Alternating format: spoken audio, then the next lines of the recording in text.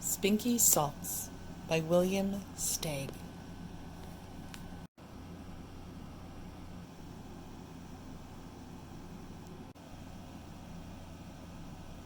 To Jonathan, Alicia, Sido, Estelle, Jonas, Kyle, and Serena. Copyright 1988 by William Steig. Spinky came charging out of the house and flung himself on the grass. He didn't even see the dandelions he was staring at. He was so upset. His stupid family.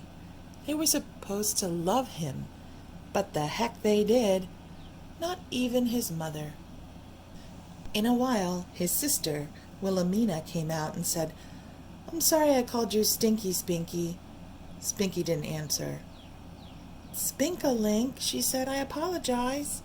Stinky still didn't answer, so she went back inside. "Now she apologizes," he muttered.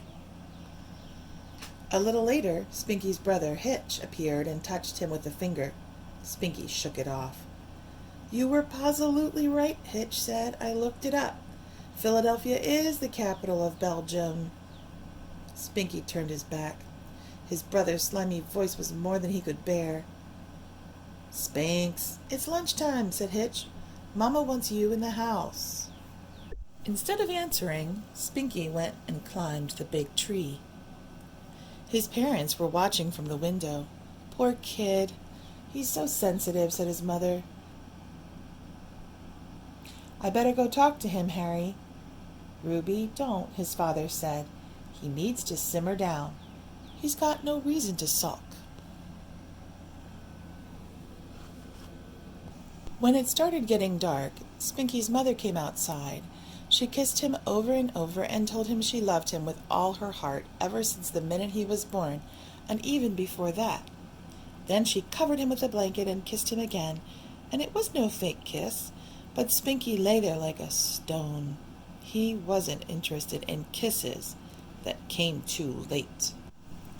The next morning, when Spinky's father left for work, Spinky was nowhere in sight. 2 seconds later, he was in the back of the house, kicking a kerosene can. "Some father," he snorted. At noon, Spinky's mother brought him a tray. Spinky didn't even look at her. All of a sudden, they're being nice, he thought. When she came back, the tomato soup and asparagus were still there, but the crullers and the grapes were gone. Hitch and Wilhelmina kept finding Spinky in different places. They'd try to pry a word out of him, or they'd just pass by.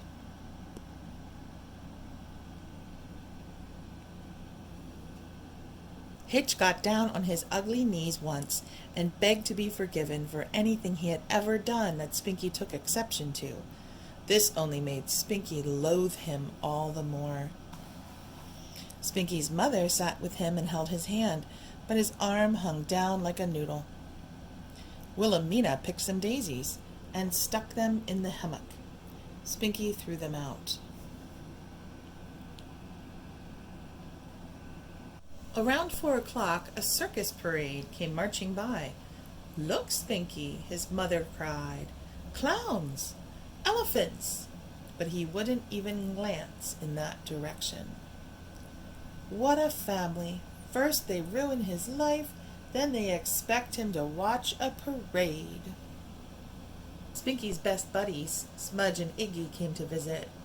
Smudge crawled into the hammock and whispered goofy things in Spinky's ear. Spinky kicked him out. Smudge and Iggy tried swinging him. Spinky usually liked that, but not now. He wrapped himself up in the hammock and disappeared. So his friends took off. That evening, Spinky's father gave him a long lecture. He said even though Spinky was wrong to sulk like a baby, everyone still loved him anyway. In fact, maybe he didn't realize it, but he was one of the most popular of the 3 children. Spinky had to cover his ears to avoid listening to the malarkey. Spinky had to cover his ears to avoid listening to this malarkey. No one seemed to understand that he was a person with his own private thoughts and feelings, which they couldn't begin to appreciate. The world was against him, so he was against the world, and that included all living things, except, of course, the animals. Spinky's family was worried. They couldn't stand to see him feeling so wretched. That night they had a conference, and Spinky's father made a couple of phone calls. The next day was a holiday. The sun was radiant. The birds were happy. Spinky couldn't care less. He lay in his hammock like a pile of laundry. His favorite grandma just happened to stop by with some of his favorite candy. She gave him a big fat hug, but Spinky went limp in her arms. After all, she still belonged to the human race, for which he no longer had any use. Just then, a circus clown happened to come prancing across the lawn with a sign saying, "We love you, Spinky!" The clown winked, reached into Spinky's pocket, and pulled out a triple-dip ice cream cone, pistachio, banana, and chocolate chip. Spinky had to laugh, but then he saw his father smirking and got the picture. The clown had been hired to cheer him up. Well, it wouldn't work.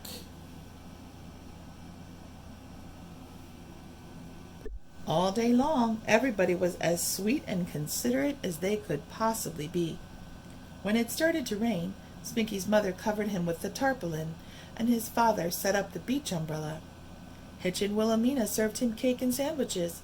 Still, Spinky couldn't give in, though he was beginning to consider it. Maybe these people didn't know how to behave, but at least they were trying. Was it their fault they couldn't do better? He wasn't mad anymore, but he still had his pride. After all his suffering, how could he just turn around and act lovey-dovey? That wasn't his way. Spinky lay awake, wondering how to give in and still keep his self-respect. He decided he would take them by surprise. Before dawn, he stole into the house and tiptoed about, very busy with secret business. In the morning, the whole family drifted down to the dining room in a dreary mood.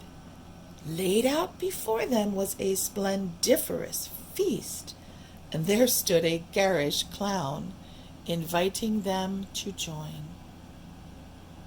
Of course, they knew who it was.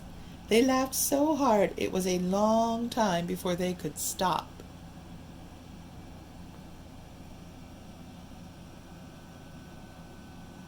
After that, Spinky's family was much more careful about his feelings. Too bad they couldn't keep it up forever.